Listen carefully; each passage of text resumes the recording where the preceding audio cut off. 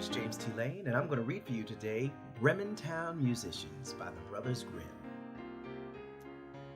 There was once a farmer who had a donkey who had pulled his plow and carried his crops to market for many a long year.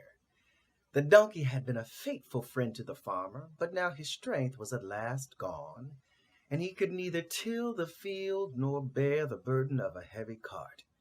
The farmer, seeing that the donkey could no longer help him, began having thoughts that the old fellow's days were coming to an end.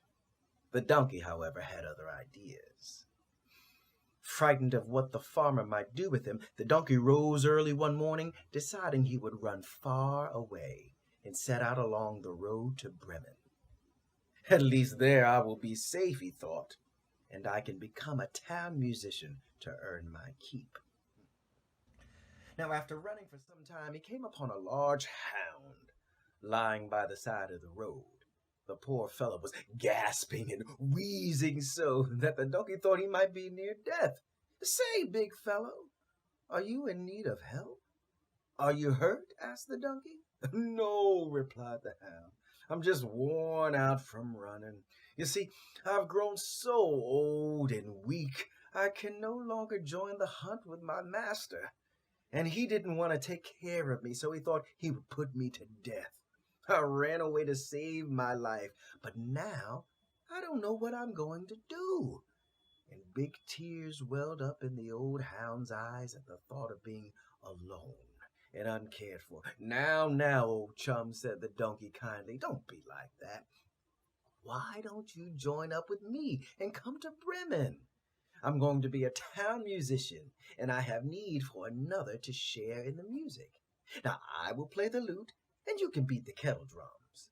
What say you, my friend?" The hound's eyes soon brightened, and he was happy to have a new-found friend. So together they set off down the road. Along the way they happened upon a cat, who sat right in the middle of the road. Her head hung low as she heaved a deep sigh. When they approached, she lifted her big sad eyes up to them, but said nothing. "What's this rainy day face, Miss Cat?" asked the donkey. "Have you lost your way?" "I haven't a way left to lose, gray horse," answered the cat. "I have grown old and tired. My teeth are worn down and my paws ache.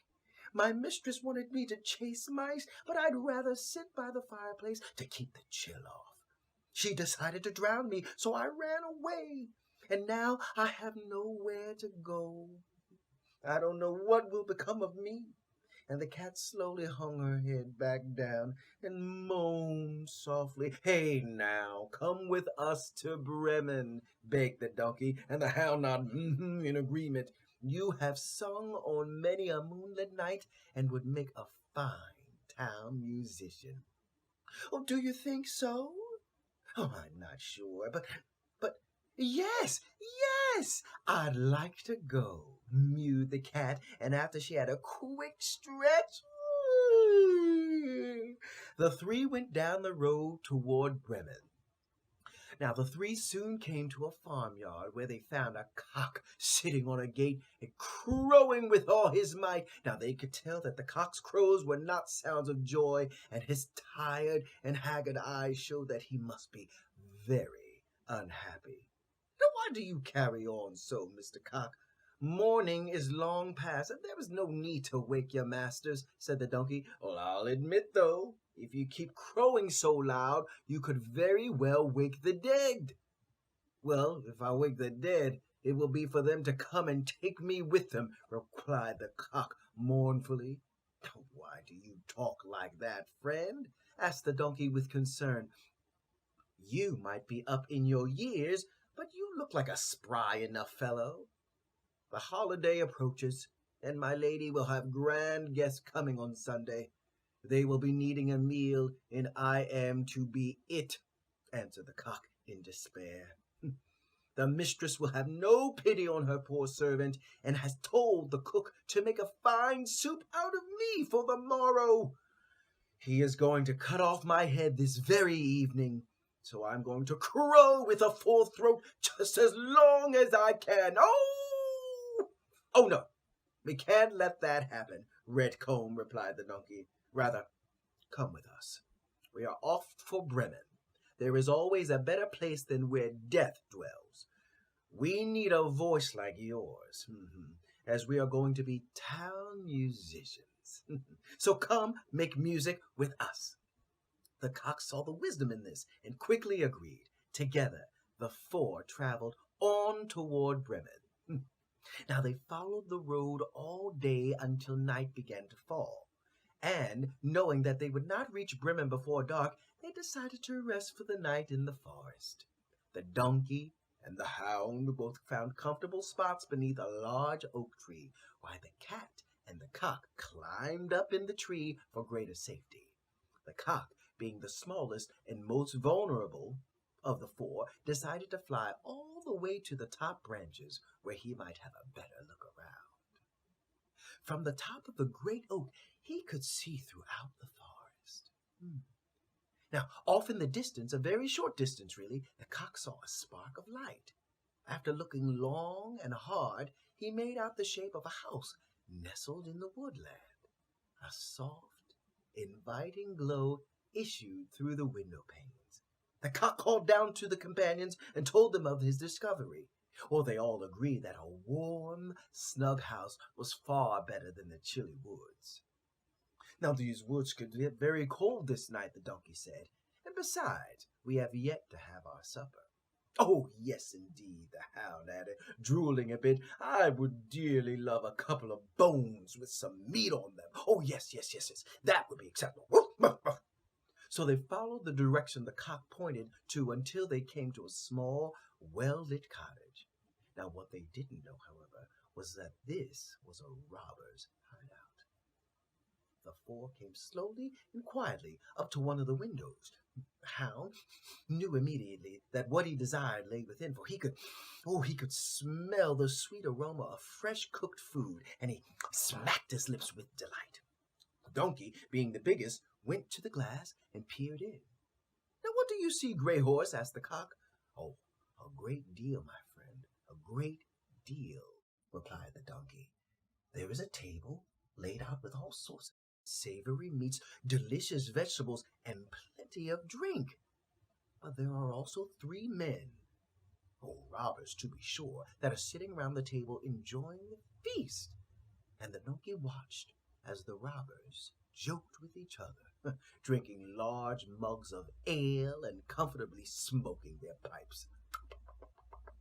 He knew these were not men who would afford the least bit of kindness to other men, let alone 4 homeless animals.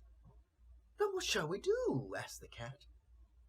"Whatever we do, let's be quick about it," the hound said, "for my stomach is in need of a meaty morsel or 2. The 4 huddled close together to take counsel on how they might drive away the robbers, and at last they thought of a plan. The donkey took the lead and set his forefoot on the window ledge. Then the hound climbed up on his back, followed by the cat, who rested herself on the hound's shoulders, and last but not least, the cock perched softly on the cat's head. Now this being done, at a given signal, they joined together in song, now loud enough to bring down any house. The donkey brayed, the hound howled, the cat mewed, and the cock crew. The unlikely chorus went something like this: hee-haw, ow, meow, cock-a-doodle-doo. And right in the middle of their thundering performance, they burst through the window pane and into the room. The shattering of glass and unearthly sounds sent the robbers flying, believing some dark fiend or spirit of the night was upon them. The robbers made for the door, and after fighting to see who could get out first, they 3 fled screaming into the forest. As soon as the robbers had gone, the 4 musicians sat down to feast. And what feast they had, and what feast they totally had. Why, you would think that they had eaten for weeks. There were long links of sausages and big meaty bones, chickpeas with cabbage, and gallons of ale and sweet wine.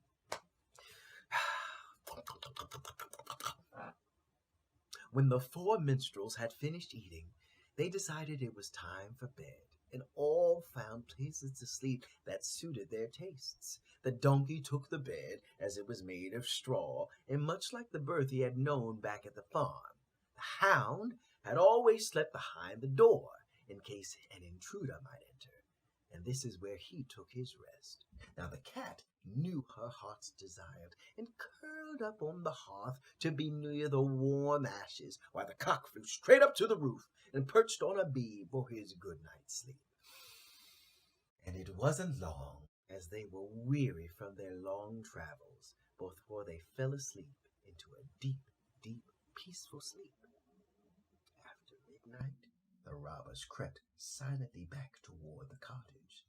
Seeing that there was no longer a light burning in the window and everything was very quiet, they wondered why they had been so frightened. The leader of the band said, "Perhaps the evil thing has left, or we could have been tricked by some other rogue." And he told one of his men to go down and see if everything was clear. Trembling, the poor fellow did as he was told.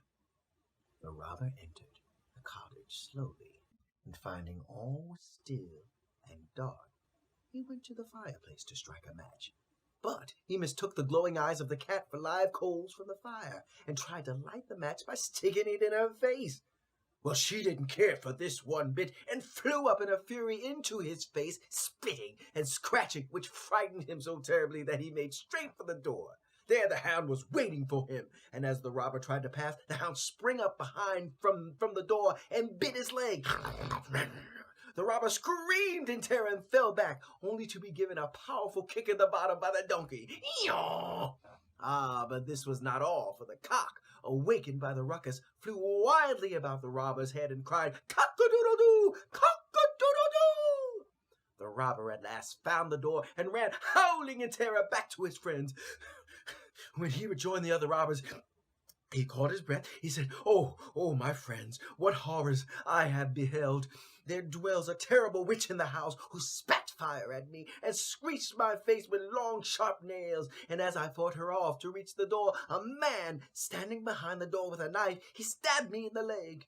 Then from behind, a big black monster attacked me, beating me with a big black monster, and beating me with a great wooden club. And all this time, as I fled with my life, there was a judge upon the roof, who called out to them, "Bring the rouge up too, bring that rogue up, do." So I fought my way out to the door and ran as fast as I could. Oh, mercy!